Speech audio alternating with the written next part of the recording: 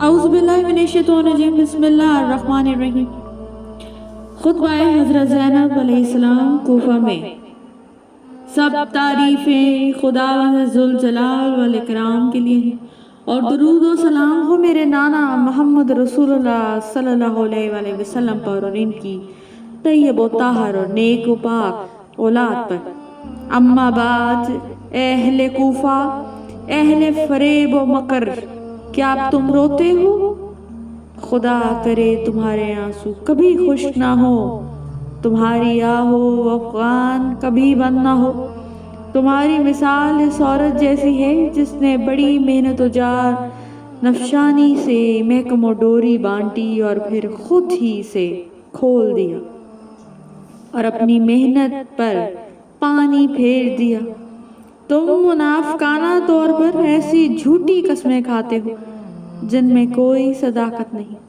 تم جتنے بھی ہو سب کے سب بیہودہ گو، ڈنگ مارنے والے، پیکرے فحش و فجور اور فسادی، کینہ پرور اور لونڈیوں کی طرح جھوٹے، چاپلوس اور دشمنی کی غمخوار ہو۔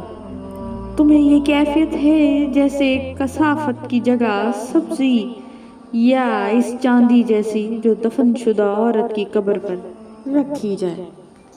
آگاہ رہو، تم سے بہت ہی برے اعمال کا ارتکاب کیا ہے جس کی وجہ سے خداوند عالم تم پر غضبناک ہے، اس لیے تم اس کے ابدی عذاب و تاب میں گرفتار ہو گئے۔ اب کیوں گرہ بقا کرتے ہو؟ ہاں بخدا البتہ تم اس کے سزاوار ہو کہ رو زیادہ اور ہنسو کم۔ تم امام علیہ السلام کے قتل کی آر و شنار میں گرفتار ہو چکے ہو۔ تم اس دھبے کو کبھی دھو نہیں سکتے، اور بھلا تم خاتم نبوت اور مادر رسالت کے فرزند و جوانان جنت کے سردار، جنگ میں اپنے پشت پناہ، مصیبت میں جائے پناہ، مناری حجت اور عالم سنت کے قتل کے الزام سے کیوں کر بری ہو سکتے ہو؟ لعنت ہو تم پر اور ہلاکت ہے تمہارے لیے۔ تم نے بہت ہی برے کام کا ارتکاب کیا ہے اور آخرت کے لیے بہت برا ذخیرہ جمع کیا ہے۔ تمہاری کوشش رائگاں ہو گئی اور تم برباد ہو گئے۔ تمہاری نجات خسارے میں رہی اور تم خدا کے غضب کا شکار ہو گئے۔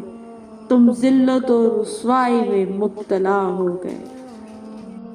افسوس ہے اہل کوفہ تم پر، کچھ جانتے بھی ہو کہ تم نے رسول اللہ صلی اللہ علیہ وآلہ وسلم کے جگر کو پارا پارا کر دیا، اور ان کا کون سا خون بہایا، اور ان کی کون سی حد تک حرمت کی، اور ان کی مستورات کو بے پردہ کیا۔ تم ایسے برے اعمال کا ارتکاب کیا ہے کہ آسمان گر پڑے، زمین شگافا ہو جائے اور پہاڑ ریزہ ریزہ ہو جائے۔ تم نے قتل امام کا برا ارتکاب کیا جو پناہی و وسعت میں آسمان و زمین کے برابر ہے۔ اگر اس قدر بڑے پر آسمان سے خون برسا ہے تو تم تعجب کیوں کرتے ہو؟ یقیناً آخرت کا عذاب اس سے زیادہ سخت اور رسوا کن ہوگا انشاءاللہ، اور اس وقت تمہاری کوئی امداد نہ کی جائے گی۔ تمہیں جو مہلت ملی ہے اس سے خوش نہ ہو، کیونکہ خداوند عالم بدلہ لینے میں جلدی نہیں کرتا، کیونکہ اس انتقام کے فوت ہو جانے کا خدشہ نہیں ہے۔ یقیناً تمہارا خدا اپنے نافرمان بندوں کی گھات میں ہے۔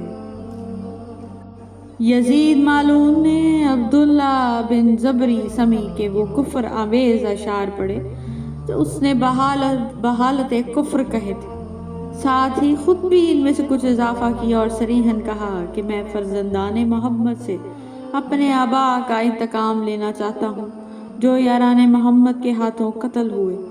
زینب علیہ السلام بنت علی علیہ السلام اٹھی، تقریر شروع کی اور یزید کی 6 سالہ خلافت تاریخ میں ایک نئے باب کا اضافہ کر دیا۔